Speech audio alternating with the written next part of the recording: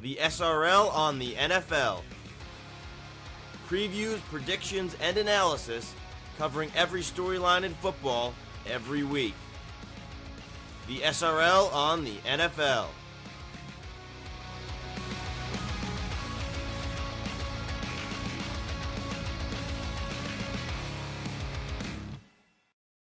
Hey everyone, welcome back to the SRL on the NFL. This is episode number 4 for week 4 of the 2024 NFL season. My name is Brendan Yerkes, joined alongside Alex Fachaponte yet again, and we're going to just get right into it. We're going to waste no time as we go over week 3 of last week, and we're going to start with Thursday Night Football. It was the New York Jets putting a beat down on the New England Patriots, and it's been something that in my entire life I've been waiting to see, because I don't think I've ever seen the Jets dominate the New England Patriots the way they did. They take care of business. They win 24-3. And I think the best part is, I think the Jets left points on the board. They only scored 24. They could have scored a lot more, but they were still 40 minutes of possession time, completely dominated, 7 sacks on the defensive side of the ball, and they just made it a nightmare for the Patriots, who, yes, are a bad team, but that still didn't mean the Jets did not look dominant. No, the Jets look completely dominant, and what made it really exciting for me is seeing a vintage Aaron Rodgers rolling out of the pocket, looking great. He was money, and that's what the Jets need. I mean, their identity is their defense, but if you're getting a vintage Aaron Rodgers, watch out for the Jets. Think about how scary that offense is going to be now that Garrett Wilson finally gets his touchdown, even though he's been kind of covered more. So they've gotten Allen Lazard involved. He's got 3 touchdowns already in 3 games. Breece Hall is Breece Hall. Braylon Allen's been a revelation as a rookie running back. They got the ball to Tyler Conklin. He had, I think, 83 or 93 yards, the most he's ever had in his career in a game. Mike Williams is starting to get more active. They're going to give him more reps this week. And who knows who else is going to come through and play well. That's a lot of weapons. And if you could disperse the ball to that many people, the defense can't guard all of that. And that's just going to open things up more. The line's been good. Morgan Moses got hurt. He's going to miss a couple games. Luckily, not long term. But they're going to slide in Olu Fashanu, who they drafted in the first round. So the offense, they're starting to click a little bit. The defense starting to wake up after a slow start. Still some things to be desired, but the Jets are definitely rolling right along. Yeah, definitely. They're rolling right along, and they're looking great. And New York went 2-0 this week. The New York Giants upset the Cleveland Browns. And I mean, there was a lot of upsets this week that nobody saw coming. And I know the Browns haven't been great, but the Giants also coming off a loss to the Commanders in one of those games that you thought that the Giants, if they didn't win that one, they weren't going to win for a while. But the Browns have just disappointed, and just Deshaun Watson continuing not to play well. The Giants, they come out, they get the win. Malik Neighbors is the star of the show after the big drop the week before. And he's a big reason why they're winning. Yeah, I mean, Daniel Jones finally has an X. He's never had a true wide receiver 1. It's finally nice to see a go-to guy for him. He's looking amazing. He had that spinning catch in the end zone that was just amazing as a Giants fan. Love to see that. The defense was waking up a bit. I think they had 7 sacks on Deshaun. So that's great news to see there. And yeah, they were able to scrape out a win when people really didn't expect it. Yeah, I know. I thought they were going to lose, especially the first play. Fumble on the kickoff. Next play, touchdown for the Browns, and then you think it's over. But the Giants, they crawled back into it, so got to respect that. The Colts, they took down the Bears. Caleb Williams continuing to struggle. He did throw a touchdown pass this time, but 21-16, the Colts get the win. And finally, they get that win. We've been looking for the Colts to pick up a victory for the last couple of weeks, but they defeat the Bears. The Vikings put a beat down on the Texans, and we did not see that coming. I think this game last week was the one I was the most in between on which side to pick, because 2 good teams, 2 hot starts, both 2-0. And the Vikings, Sam Darnold coming out with a field day yet again. Early season Sam Darnold, 34-7, they beat the Texans. And this was probably, I know we said the Giants is the big surprise, but I think not that the Vikings win was the surprise, but just how much they beat this Texans team that a lot of people are high on. Yeah, I mean, this Vikings team looks dominant right now, which is just crazy to say. Going into the season, we were just thinking they were going to be, honestly, a mediocre team to maybe a really bad team. And here they are. They're 3-0 on the season so far. And Sam Darnold is looking excellent. Who would have thought that? People were expecting J.J. McCarthy to do a lot of things for them, but obviously he got hurt. And Sam Darnold is stepping into this role, and he's looking amazing. Aaron Jones also had an amazing game as well, 148 yards and a touchdown. But yeah, people forget that Aaron Jones went there. Yeah, and he's been very good. That definitely makes it easier on the quarterback. But definitely, Sam Darnold, definitely the storyline right now. Could be a potential comeback player of the year definitely. between him and Rodgers. The Jets getting a lot of crap for this Sam Darnold, you know, not being good on the Jets, but he was there a while ago. Like, he's still young, Darnold, Right. and now he has competent coaching. I mean, we could say the same thing every week, but Yeah, that's a big part of it. He was on a bad team. definitely. So the Eagles, they beat the Saints. The Saints lose their first game of the year, 15-12. Very low scoring. The Eagles pull away in the end. Saquon Barkley, another big run. And then the interception by Reed Blankenship seals the deal at the end. The Saints we've been high on, and then all of a sudden, not a big offensive performance. So maybe this is more of the same coming forward. I don't really know how to look at it, because this could be a team that's very streaky. We don't know if the first 2 weeks were not what we're going to expect, or we're going to expect more of what they did the first 2 weeks in the next couple of weeks. I know that was very confusing, but it's very strange, the Saints. I don't know. They're going to be a mystery team all year. Yeah, I mean the Saints. Yeah, they looked dominant the first couple weeks, and then this week they looked flat. They looked like original Derek Carr on the Saints.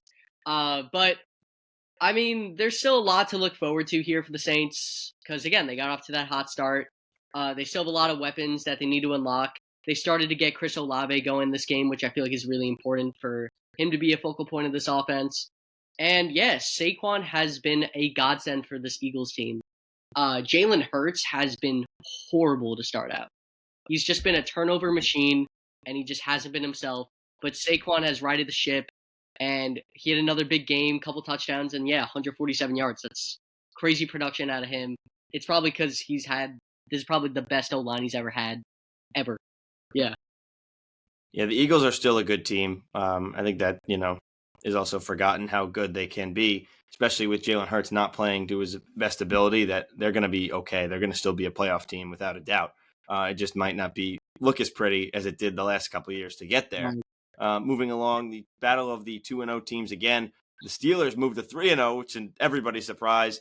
They're with a 20-10 victory over the Chargers, but again, it's on the backs of their defense. Justin Fields doing just enough, and the defense shuts the door. TJ Watt, another big game. As I just can't believe it. Every year, the Steelers just end up in this position where they're good. I don't think they're that good. I don't get it. It's funny. It's like the Mike Tomlin effect. The Steeler way is just, all right, everyone thinks that we're bad. We're going to show you that we're good, and then we're going to crumble at the very end. That's just what always happens. But, I mean, hey, look at them. They start off 3-0. Who knows what could happen the rest of the season? Yeah, have to respect it. Broncos beat the Buccaneers 26-7, surprising everybody. Again, another upset. We did, the records this week. I was 5-11, so I'm going backwards here. I went 8-8, 7-9 now. Right. 5 wins, 5 correct picks out of Brutal. 16 is just not okay. I mean, you went 8-8, so Yeah, you can take it, but I don't think anybody saw this coming. The Broncos, the Buccaneers are just like the Saints, another NFC South team starting the year on fire, offense explosion. Big win last week against the Lions, and now a letdown, big loss at home too against the Denver Broncos. Yeah, I mean, Bo Nix finally had a decent game, which is great for him. He's starting to look a little bit more comfortable. They're starting to get Cam Sutton involved, which is great. But the Bucs just didn't look like themselves. Baker only had 163 passing yards. That's not usually like him. And Mike Evans was pretty silent this game as well. So probably because you had Pat Surtain on him, I'm assuming. So that probably explains it. But yeah, just a horrible performance from the Bucs. Yeah, Packers get another win. They beat the Titans 30-14. Malik Willis gets his revenge game on Tennessee. I'm still expecting Tennessee to win some games, but now they fall to 0-3. I don't think they've been as bad as their record indicates. The Panthers, my 0-17 prediction can be thrown out the window. Andy Dalton comes in, big win, 36-22. They take down the Raiders, coming off that big win over the Ravens. So, big win, shock everybody. Then you lose to probably the worst team in the NFL. But, that's what I said. The Panthers are going to win a game here and there. Andy Dalton looked good. They get the ball around. So, they get a win. Who knows how many they have this year, but something that they can at least look forward to, that they won a game. So we'll see if anybody goes, defeated this year. I don't think it's going to happen. I doubt it. But, yeah. Moving into the late slate, the Seahawks put a beating on the Dolphins, 24-3. I picked Miami for some reason last week, but I didn't realize the lack of quarterback would affect them this much, so they get beat down by Seattle. Lions get back in the win column, 20-13 win over the Cardinals. after their lose to the Buccaneers the week before. The Ravens, Derrick Henry puts on a show, 28-25 win over the Cowboys. Dallas falls to 1-2. Ravens get their much-needed first win of the season. They avoid going 0-3. I know you said it last week. You didn't see Baltimore falling to 0-3. No, And they end up getting that win, which is huge in a division that they're still, very much alive in. We said the Steelers are 3-0, but the Browns are 1-2, and so are the Bengals. The Bengals are 0-3. Yeah. So, that's still wide open. And if you don't believe in the Steelers and think they're not going to win the division, these teams that are down this far, maybe not the Bengals, because 3 games is very hard to make up throughout the course of a year. Right. But 2 is possible, especially for a team that as good as the Ravens. Definitely. Yeah, no, the Ravens finally came out to play, which was much needed. And the Cowboys just haven't looked great so far this season. I mean, they didn't make much changes in the offseason, so they decided to run it back, but other teams are starting to improve, and it's clearly starting to show. They need new running backs. I mean, I don't know how you go into this year with Ezekiel Elliott and what is the guy's name? Dwaddle. Dwaddle? Dwaddle, yeah. That was Rico, right? Rico McDowell. Dwaddle. It's just like, what are we doing here? Like, you think you're going to win with that as your running back core? They've always been a team. Like, Dak Prescott can throw the ball around, but they've always had a good running back to kind of take the pressure off. Right. And now they don't have that, and it's showing. And, they give Dak the contract. They give CeeDee Lamb the contract. They don't pay Micah Parsons, who's going to be a free agent soon. He's the most important guy on that team. Best player. So, yep. That's, something to think about. But Dallas falls to 1-2. They have the Giants on Thursday night. The 49ers and the Rams. Niners were up big. They blow a big lead to the Rams. Even though it was a Rams home game, it was more like a 49ers home game with the amount of red in the crowd. Right. I'd like San Francisco 1-2 all of a sudden. We know they're not good early season. They won the first game against the Jets, but, very strange. I think they'll figure it out, though, because they're a similar situation every year.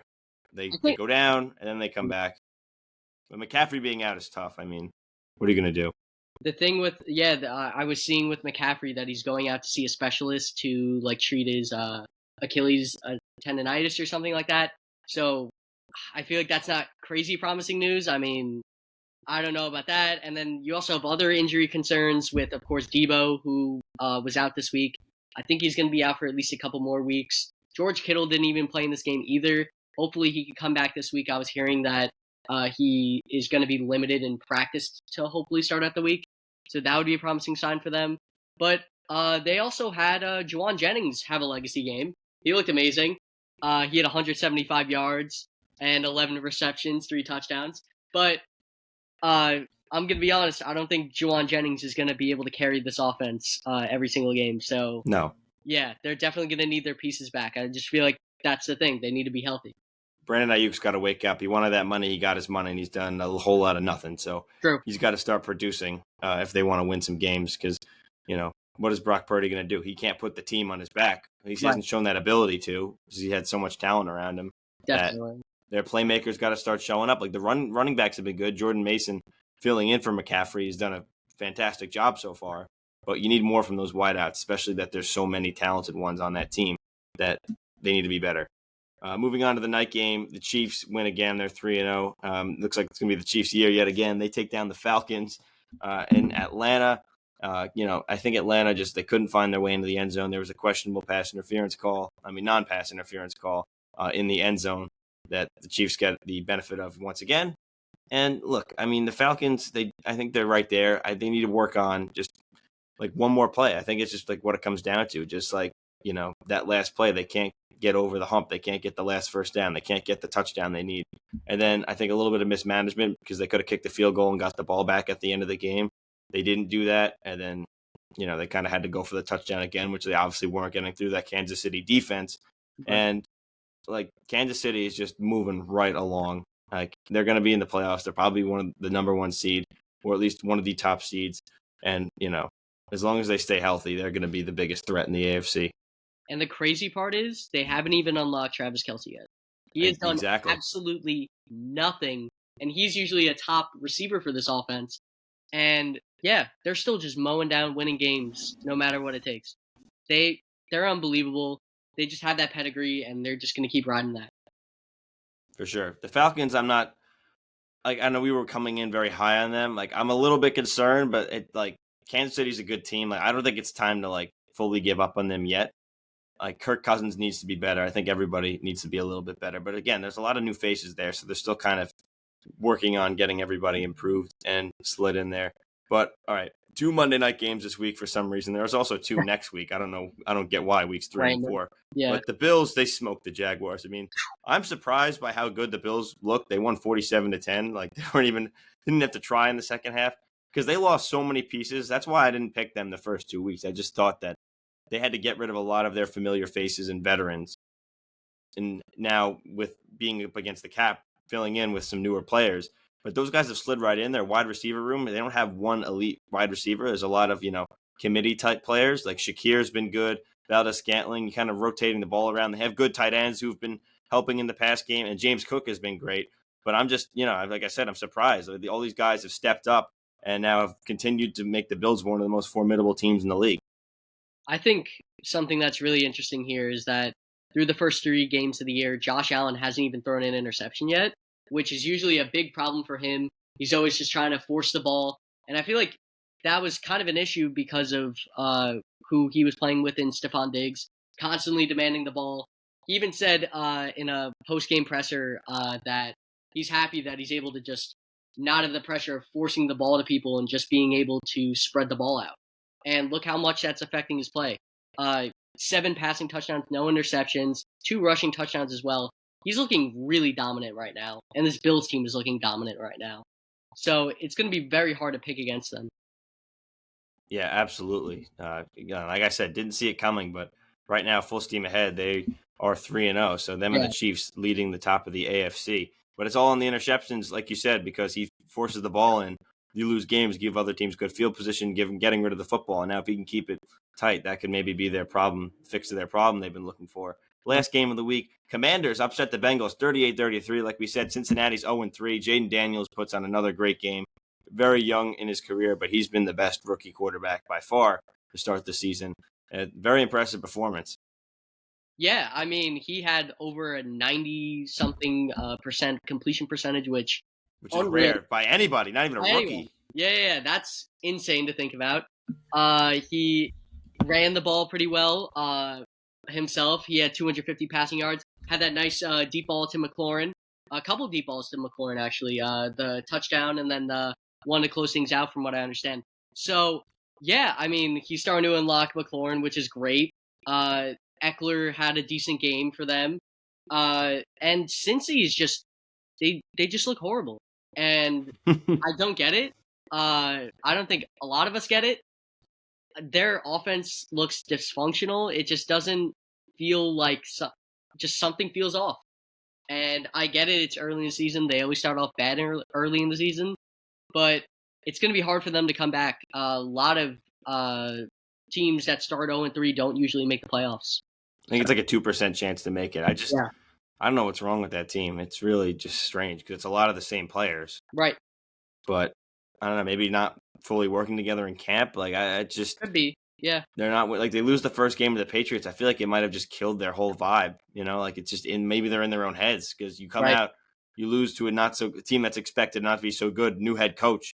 And then now the last 2 weeks, it's affected them clearly. I mean, obviously they played Kansas City and they almost beat them, and losing that one's tough too. And now you kind of feel like your back's against the wall, and you play another not so great team, and then they come in and they shock you. Yep. But tough situation. But that's a recap of last week. We'll move on to our picks for Week 4. Hopefully, it goes a lot better for me than last week. Starting Thursday night, MetLife Stadium, Cowboys at 1-2, playing the Giants, also 1-2. But different situations for that record. I'm going to take the Cowboys here. It's a must-win game for them. The Giants, well, they might be more competitive than it seemed in the first 2 weeks. I don't think they're a playoff team still. Dallas has the talent to be a playoff team, and they need to get this figured out. They usually have success against the Giants, at least in the past couple of years, especially more so at MetLife Stadium. So I'm going to take the Cowboys to get back to even at 2-2. But they need to, see if they can get something going on the ground. Yeah, I mean, their ground game looks awful. Just their entire team, honestly, looks awful. But I think I'm actually going to surprise myself here and maybe roll with I'm going to roll with the Giants here. I think their passing attack has looked much better, especially last week, against what is to be a good Browns defense. So I'm liking their chances there. I think Malik Neighbors is going to ball out. like he has been the first few weeks. Him and Trayvon Diggs have been talking a lot of trash to one another to lead up into this matchup, so I'm very excited for that. I think Leak is going to dominate. And yeah, the Giants are home too. I feel like that's also a big factor for me. I thought that Dallas was at home, but clearly they're not. So I'll be rolling with the Giants here.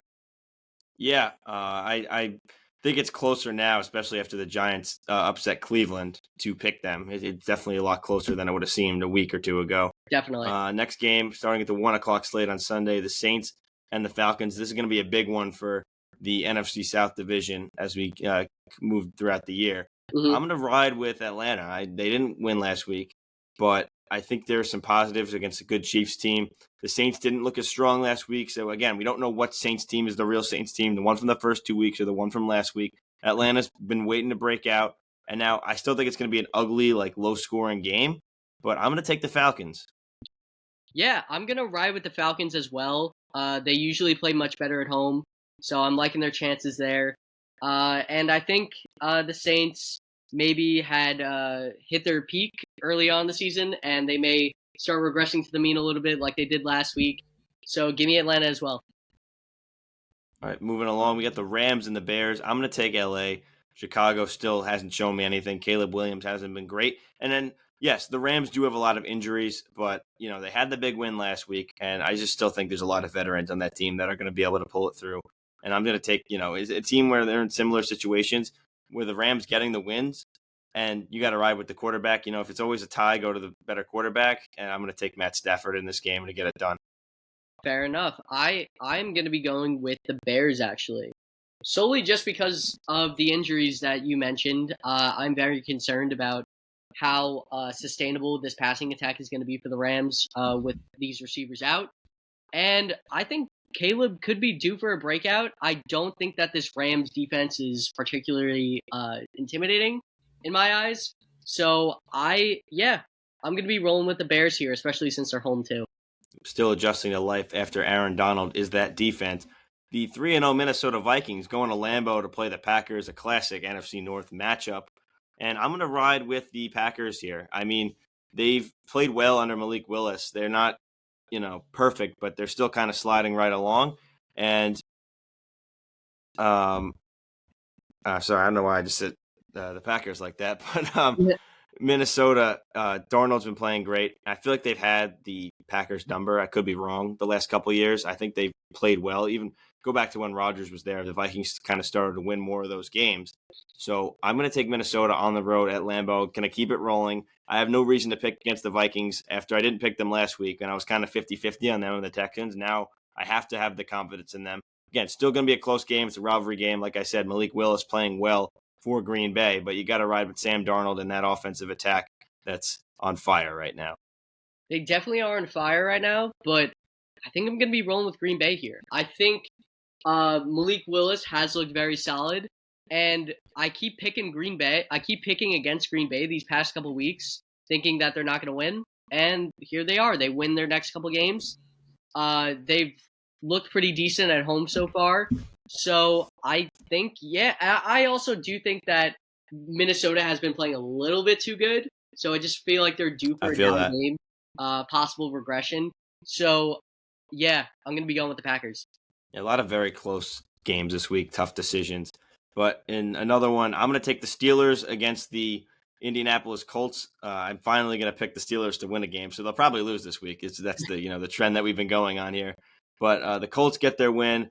Anthony Richardson's still young, so I'm going to ride with the Steelers defense. That's the reason they're 3-0. They're going to swarm them, make it difficult. They got to Herbert last week a lot while they're playing the Chargers, so that defensive front is going to cause problems for Indianapolis. So give me Pittsburgh. I am going to be picking against Pittsburgh once again, and I'll probably be wrong once again. I just think that the Colts, they come off a solid game last week. I think that they're going to ride that momentum, and I just feel like Pittsburgh is also just due for a bad game. They haven't really shown much on offense, so if that defense doesn't come to play, watch out. They're going to be in trouble. All right, so this is crazy. We've picked against each other for every single game so far, which means going to have vastly different records. That's going to I think this one, we're both going to agree on. It's the Denver Broncos and the New York Jets It's at MetLife Stadium. The Jets are starting to find themselves. And now, while Denver's coming off a win, I think that honestly plays to the Jets' advantage because Denver's not going to be as desperate looking for their first win. Being 1-2 is a lot different than 0-3. And like you said, the Jets' offense going against that defense, yes, some talent in the secondary, but I think their offensive line is playing really well. They're going to continue to get the ball out quickly, get the ball to the outside. And then the defense, if they could break through and make things difficult on Bo Nix, they're going to continue to do that. And this is, maybe force a couple turnovers, maybe some interceptions because, again, defense can get to the quarterback. He's going to throw it up and then the good secondary. So I'm going to ride with the Jets at home. They're going to make it 3 in a row. Yeah, I'm going to be going with the Jets as well here. I just think that they have a very talented team, and the Broncos are just not that good of a team. They're headed, of course, by Bo Nix, who has looked I mean, he looked decent last week, able to squeak out a win. Or not squeak out, sorry, destroy for a win. But I just think that the Jets are just more talented. They're at home. I like their chances. I'm going to go with the Jets as well. Definitely. Eagles taking on the Buccaneers. Bucs coming off that tough loss. Eagles, they squeeze out a win against an NFC South team. I'm going to give it to them again, well on the road again. Give me the Eagles.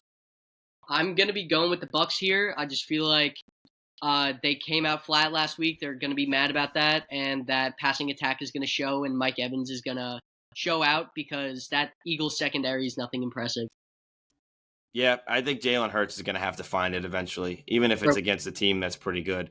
Like, they have the weapons. A.J. Brown's been out. You got to hope he comes back this week. That could be a big factor. But, again, we're not really sure what's going to happen with him.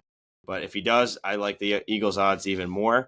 Because, again, they're not playing, like, super bad. Again, they're 2-1, too. Like, they have a winning record. They just haven't wowed me yet. And I still think they have that next gear to get to. And they're still capable of, even with losing some of their top players from last year. So I think they'll pull it out. Bengals and the Panthers, and this one's in Carolina. The Bengals have to win. I mean, I'm going with the Bengals. It's just like they have to win. You're playing Carolina. Yes, the Panthers won last week, but you can't lose to another team that's nowhere near as superior as you are talent-wise. It's happened too many times already. They can't fall to 0-4.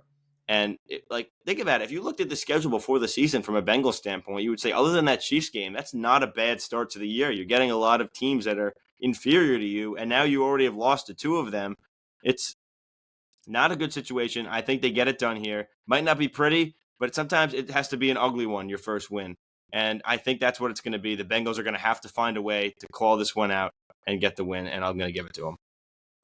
The Bengals, yeah, they have to win. If they don't win, you're pushing the panic button like immediately. Cause I don't even know what you do anymore. I don't know what they do anymore. Yeah, like what do you do? What do you do? They just look horrible. They just look dysfunctional right now. But this is the team to right the ship against. The Panthers are nothing impressive. Yeah, they looked good last week. Chuba Hubbard had a good game. Deontay Johnson had a good game. Red Rifle came back, had a good game. But come on, this is a revenge game here.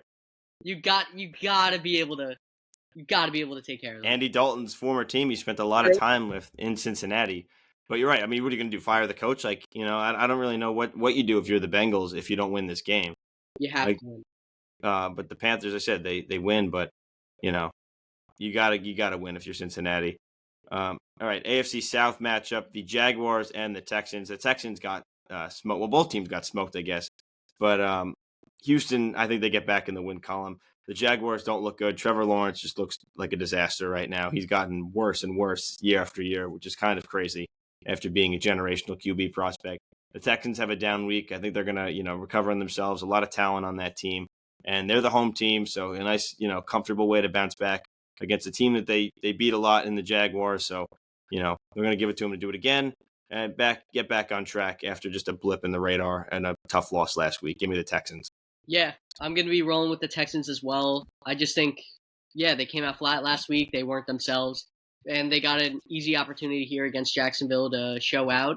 It's just disappointing for Jacksonville because a couple years ago we were basically saying how they were going into last year, how they were locks to win the division, and now here they are. They're 0-3 now, going into this year. It's just weird how things can just shift so quickly. Trevor just, like you said, he's starting to regress, which is crazy to say because he is so young. But here we are. He doesn't look good, and yeah, I think I'm gonna be going with uh, Houston here for sure. Yeah, that means the Jags fall to 0-4 if they don't win this game.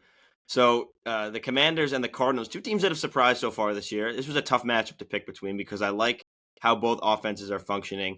I'm going to go with Washington. I think last week they beat the Bengals, and coming out, Jalen Daniels has been great every single game that he's played so far. He unlocked McLaurin, like we said, and Austin Eckler is a veteran running back. He had a long touchdown and played well. So these are all factors that are important. Whereas the Cardinals have been good. I've liked their offense a lot. This is not a slight on the Cardinals, but I think that Washington is a little bit more complete, where the Cardinals kind of, when they won that game against the Rams 2 weeks ago, it was just Kyler Murray and Marvin Harrison Jr., where I think the Commanders have a few more weapons that they can distribute the ball around. I think that makes it easier. So I'm going to go at Washington, but again, a very, very close game. This should be very fun, this one. Two young quarterbacks. Yeah, no, this is going to be a really fun one. I'm actually going to be going with the Cardinals here. I just think that their offense is too explosive, and I'm not really impressed with the Commanders' defense. I think that Marvin Harrison may be able to gash some holes in there and get some very explosive plays. So give me the Cardinals.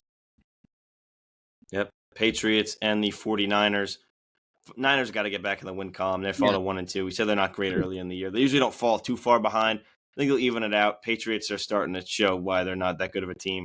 Their line was really not good. It's very young. They had to start some rookies up there. And the Niners, they're going to get back on track here. They're the home team, even though they're basically the home team last week. But the Patriots, like I said, they've gone back to where they kind of should be, back to earth. And I think the 49ers are going to figure it out, score a lot of points on them. Yeah, I hope that George Kittle plays. I feel like that's going to be a big factor going into this game. But give me the 49ers still.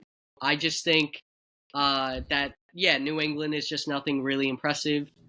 I saw that they played Drake May towards the end of the Jets game. Was that just to get him a few reps, or? Yeah, I don't know why they Yeah. decided to do that. Like, I guess it was to give him some reps, but just like the Jets defense was just eating up that offensive line. It was like a disastrous situation. He wasn't going to go in and save the day. I mean, Right. I think the game was lost at that point Long already. loss, yeah. But you're risking injury. I don't really know what this thought process was behind that. But yeah, I'm definitely going to be rolling with the Niners here for sure. Looking bounce back. Yeah. All right. So we got the Browns and the Raiders. This one is tough. I think originally going to go Cleveland, but I think I'm thinking of switching towards Las Vegas here, just because the Browns haven't been good. Deshaun Watson hasn't been good, and although the Raiders lost last week to the Panthers, like Gardner Minshew has been pretty solid, and they've proven they can make the big upset already. And just the Browns are just, like I said, they're just not looking good on offense, on the offensive side of the ball. Where their defense is good, that might cause some problems, but the Raiders still have a couple standouts that can make an impact. So I think I'm going to lean Vegas. They're at home, and I think that's part of it too. So I'm going to go with the Raiders. I'm going to switch my pick up there. I am going to be going with the Browns here. I just think their defense is going to show up and make some issues for this Raiders offense, which you still have Tay, who's very good, but that's mainly it at that point. I mean, Jacoby Myers could be a little decent, but I just think that they looked so horrible last week against the Panthers. Like, the Panthers dominated them for no reason. They should not have gotten destroyed like that. Okay, I get it. Like, the Panthers have like a good random game, fine. But to get embarrassed like that, that's not okay. Give me the Browns here, though, and I'm just gonna think it's gonna be a defensive matchup here, and I like the Browns defense more. There you go. Kansas City on the road. They're going to play the Chargers, AFC West matchup. Kansas City's going to keep it rolling. Again, I don't know if Kelsey gets involved or not, but regardless, they're firing on all cylinders. Chargers have been okay. They're 2-1. They lose last week to the Steelers, but I think a good defense has disrupted them. The Chiefs' defense is playing well, so I think they fall to 2-2. Kansas City, again, no Kelsey yet, but still, we're going to pull away with the win here. Yeah, give me the Chiefs right now. They're just unreal. I'm honestly not going to pick against the Chiefs until they prove me otherwise. So, yeah, just give me the Chiefs. Another AFC game, Bills and the Ravens. The Bills have been good. This is the Sunday night game.